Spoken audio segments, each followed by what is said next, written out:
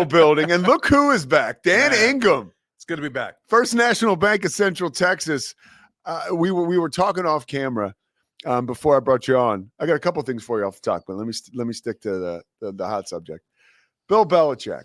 Now, I'm very curious to hear your thoughts on Bill Belichick going to the North Carolina Tar Heels. And then I'll tell you what I think, but you got to go first. So, I mean, two things. One, I'm intrigued by it. Like, I'm going to care a lot more about North Carolina football this fall than I normally would. Will it succeed? Man, I have no idea. I mean, if you told me like a 72-year-old who's really never coached in college is going to take over a Power 4 program, is it going to work? I mean, the odds are no, but he is arguably the greatest coach in NFL history. So I wouldn't put it past him, but from my perspective, I kind of don't care if it works or not. I just want to see how it goes. I'm intrigued. I will care about North Carolina. So in fact, I think they're playing TCU at TCU in September next year. So he'll be down this way, but I'm excited to see how it goes. Yeah, they play the University of Richmond too. My Spiders. I heard that today. On the Spiders. Yeah, I had no idea. I personally am bummed on a couple, but again, the more due diligence I've done on the situation, the more you learn, right? First of all, you and I are from the same school. There's so much we don't know. Yeah. And that right away. So I always have to preface whatever stupid thing I'm going to say by saying that. But stream of conscious on my heart, like I hate it. He should be breaking the record for all-time wins by an NFL coach. And he should certainly be coaching an NFL team. Even if you want to say he ended they weren't very good his last 4 years in New England, and certainly not to what they were before.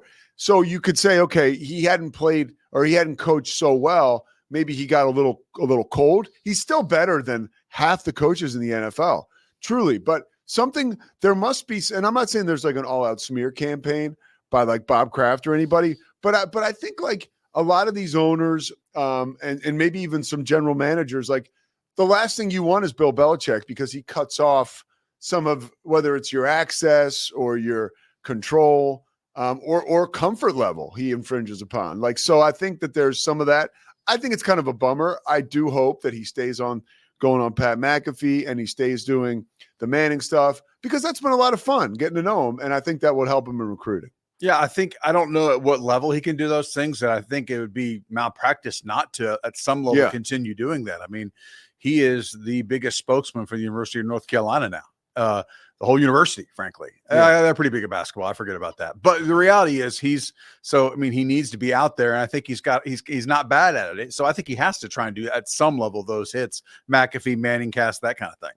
I'll tell you what, Hubert Davis, they've had a rough start. He's probably thank God. Yes. Somebody looked. Pressure's off. Somebody looked the other way for 5 minutes. I'd appreciate that. All right, so what do you think about how Baylor finished the season? We haven't talked to you in a little bit. It's been very exciting. They're gearing up for a bowl game. Your thoughts on Baylor headed into the Texas Bowl? I mean, if they're stock, they're doing this right now. I mean, they're a team that late September thought, we're going to have a coaching change. And now they've won all these games in a row. They're going to a bowl game against a good team that they can beat. Knock on wood, it looks like they're keeping most of their players. You haven't heard a lot about guys leaving in the transfer portal, and they have a good recruiting class coming in. So, wow, I don't know how you couldn't be excited if you're a Baylor fan right now. Do you feel at all like the expectations are going to get out of hand in the offseason? I love it. But guess what? That's sports, man. I mean, so are expectations going to be like Nick Saban level expectations? No. I mean, not every school would have had the patience to stay with Aranda after a couple disappointing years. Yeah. So, I mean, as long as he continues to, the expectation should be go to a bowl every single game. And then every year feel like going into it, maybe we got a shot to make it to Arlington. You're not going to make it to Arlington every year, not in a 16-team league, but be one of those teams in the mix in November. I think that's realistic if you're Baylor. For sure. And I think to what you said, we could take 5 seconds here to say that Mack Rhoades is a kick-ass athletic director. He really is. He was at Houston. They hired Kelvin Sampson there. Keeping Scott Drew is amazing.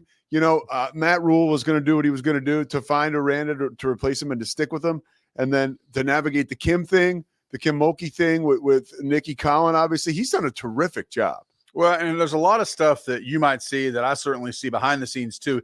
He set up an infrastructure in that athletic department that emphasizes a lot of things, not just winning games. Of course, winning games is important. No, but It's how those coaches keep their jobs. It's how he keeps his job. Let's be real. But I've seen a lot of things said. The amount of input and investment he's put into the mental well-being of the athletes in the athletic department, that the staff that he puts behind it, it's not just lip service. I've seen it firsthand. And so I am very impressed with that. Now that I'm a dad, too, you see that, you think, if I sent my kid here, you can feel good about being in an athletic department like that.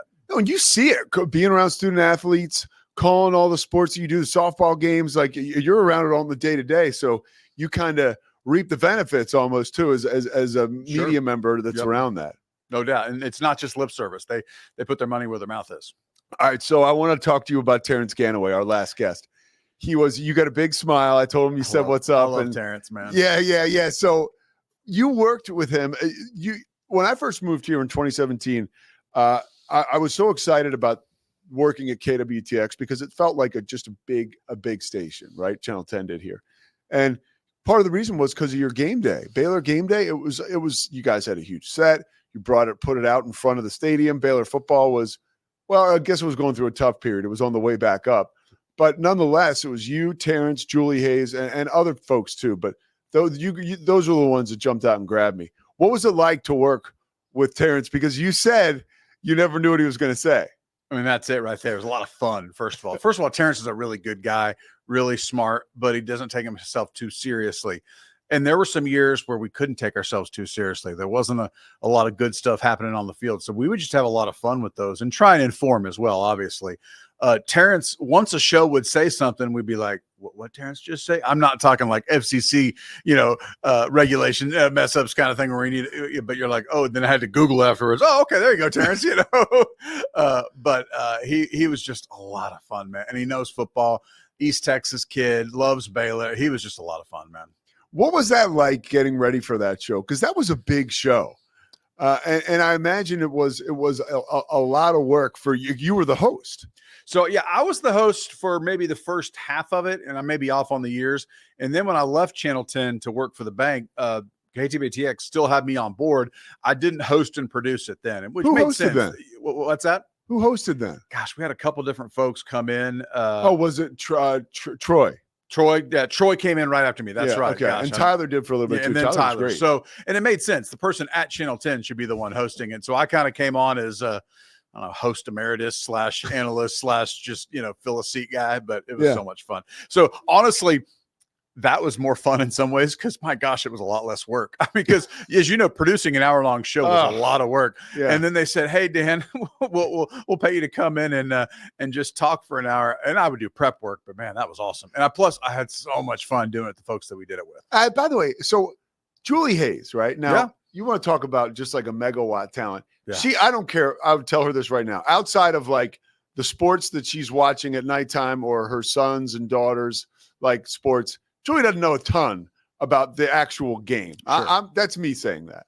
Okay. You can disagree, but somehow that show would start and she was like on fire. Like she was amazing. Like, do you remember working with her and Terrence in particular being like, wow, like, I guess you knew her. She was a good friend of yours. So yeah. So I'm pretty biased because I mean, she had me in her wedding. I was an usher at her wedding. That shows you how close we are as friends and what I think about her. Well, she'll say that she introduced you to your Julie. And right? it's true. She did. She introduced me to my wife. Now with Kristen Clements, they did it together. But hey, that's neither here nor there. But I'm pretty grateful for it. But yeah, Julie is as talented a broadcaster as I know.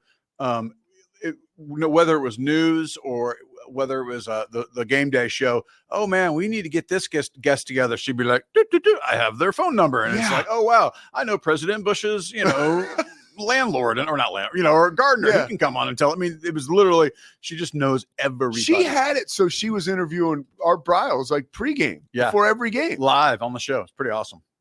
I mean, when the team was on fire. Yeah, it was pretty good. And that was a cool element. I mean, it was a show. Golly, I mean, I feel like I'm just, bragging here, but it was dang good. We won an Emmy. It was Fox Sports Southwest for a couple of years, even picked it up and put it on their air. So it would air live on Fox Sports Southwest at the different regional, Fox Sports Oklahoma City, Fox Sports in this area, that kind of thing. That's money. Okay, so let's go to your picks. All right. What do you? I mean, your Cowboys are in trouble. Oh yeah, so I'll start with that. Dallas Cowboys are my first pick. They had like that sliver of hope still to make the playoffs. You could kind of see it in the path possibly if they had won against the Bengals.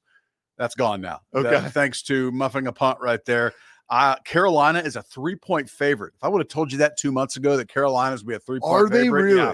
I'm Carolina, and I give those 3 points. This is going to be a wounded Cowboys team, so I got take it to the bank. I got Carolina there. Really? Yeah, I got Carolina. Doesn't that even sound weird? Carolina Panthers take it to the bank. It does. Bryce Young. I mean, Bryce Young's playing well. I'm going to age the two of us. We remember when Carolina shocked the Cowboys in the playoffs, like the divisional round, like in 1997 or whatever. Man, that's right. They beat Troy Aikman, right? Yeah. Yes. Good. Good memory. Yeah. Those Kevin Green and those guys, because they ended up, I think, going to the AFC Championship last year. They lost to Denver. But yeah, that was an amazing run that they had. So the Cowboys going there and losing just seems like a bizarre, weird world. Yeah. You know? So I got that as my other one. My other one, I mean, college games, not a lot to choose from this week. I'm going to go with, of course, the Army-Navy game. Army having one heck of a season. They are 6.5-point favorites over Navy this weekend. They're playing this one in D.C. or at FedEx Field, whatever it's called there now. 10 of the last 13 times Army and Navy have played, it's been a one-score game. These are really tight games. I'm going to say Navy, the underdog, Navy too. Take the points. Getting 6.5 points in a low-scoring game because it's going to be up and down the field. Navy and the points. That's my other take it to the bank. I love it. Yeah. All right. So how about what's going on there over at the bank? I saw, I get to see Handsome Dan on Instagram yesterday. I'll take it. And he's but you're on there, and it seems like you guys have some really good stuff going right now. Yeah, and people can get involved in it. So there's a great nonprofit called KW Stevens Ministries here in town. It's a young woman who she finds women who maybe are single moms or in tough situations, and she makes sure that they get toys to give to their kids for Christmas. And so we've put out a donation box at our Waco location on Valley Mills Drive, our Woodway location on Highway 84, and our China Spring location at China Spring Highway.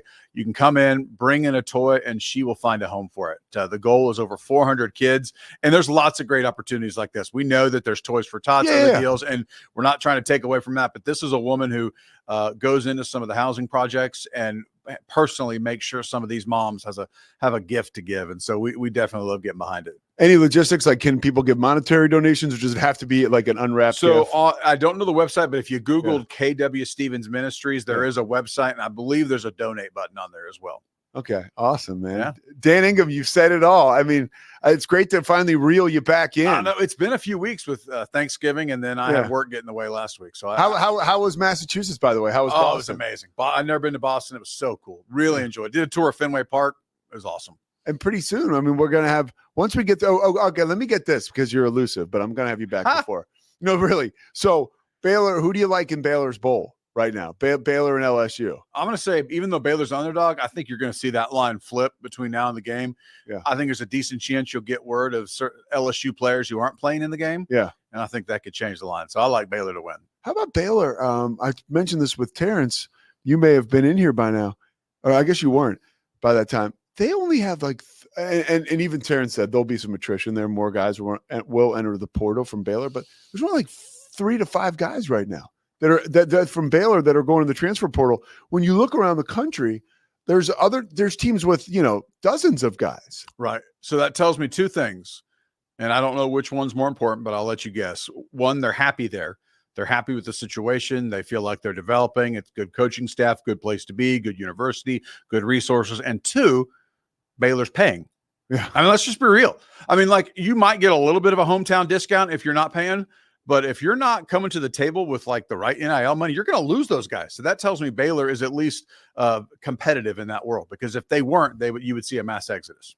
That's a great point. Like they really are doing what it takes. Yep. Will be interesting to see. Hopefully they can keep a guy like Bryson Washington if he goes and asks for more. No kidding. But hey, it's all about negotiation. Well, and my guess is Baylor's been pretty proactive about that. You kind of have to be. You can't wait till transfer portal day to start having those conversations. Just let us know if like Sawyer Robertson or Bryson is in there. Bryson Washington cashing any big checks over at the bank. All right. Well, I can't talk about that. Dan Ingham, take it to the bank. First National Bank of Central Texas. Thanks, Dan. See you. All right. That'll do it for today's show. We'll be back with you tomorrow at 1:00 Central Time. The Pete Souza Show, powered by the Rogue Media Network, presented by Slovacics. We'll see you tomorrow. It's the Pete Souza Show. Sports.